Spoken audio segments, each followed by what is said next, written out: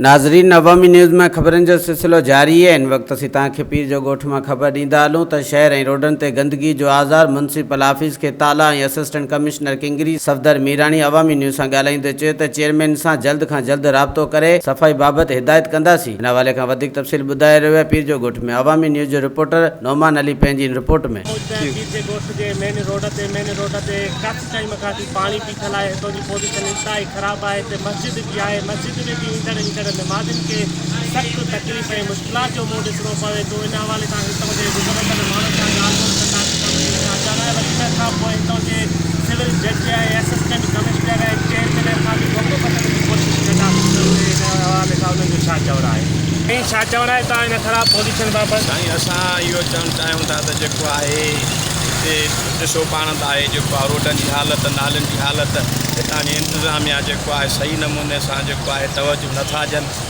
कहिड़ी अपील कयो पिया? उन्हनि खे असां अपील कयूं था त जेको आहे शहर जो जेको आहे उनजी सार संभाल लहो ऐं उन सां जेको आहे असांजे हिन महले जे या हिन जेको हालति ॾिसो पाण था, नालियूं वग़ैरह बि ख़राबु आहिनि, रोड बि ख़राबु आहिनि।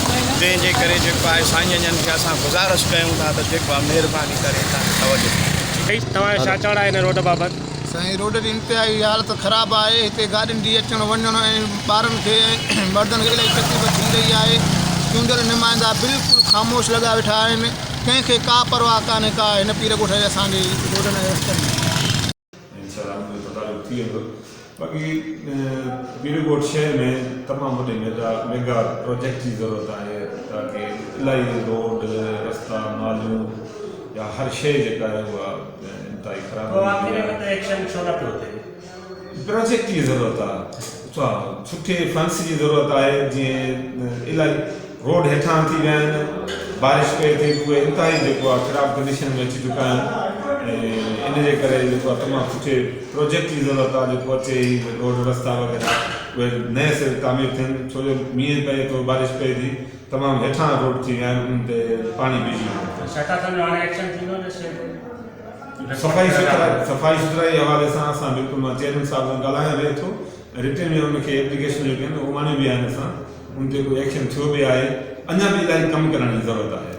जीअं त पीर जे ॻोठ जे मेन रोड तां गुज़रंदड़ माण्हुनि जा वीचार ॿुधा, हुननि जो चवणु त हिन रोड जी काफ़ी टाइम खां सूरत हाल ख़राबु आहे। हिते पाणी बीठल आहे। असां हितां जे चूंडियल नुमाइंदनि खे केतिरो ई दफ़ा चयो आहे, पर हुननि जी का बि नथी चुरे। ऐं हुननि खे हिकु ॿीहर असां अपील था कयूं त हिते सफ़ाई सुथराई जो जेको सिस्टम आहे उहो बहितर कयो वञे त जीअं असांखे तकलीफ़ूं असांजूं दूरि थी वञनि। कैमरामैन सजाद हुसैन सां गॾु नौमान, अवामी न्यूज़ HD पीर जो। वधीक ख़बरनि ऐं तफ़सील जे लाइ विज़िट कयो असांजी वेबसाइट awamiNewsHD.com ऐं ॾिसंदा रहो अवामी न्यूज़ HD।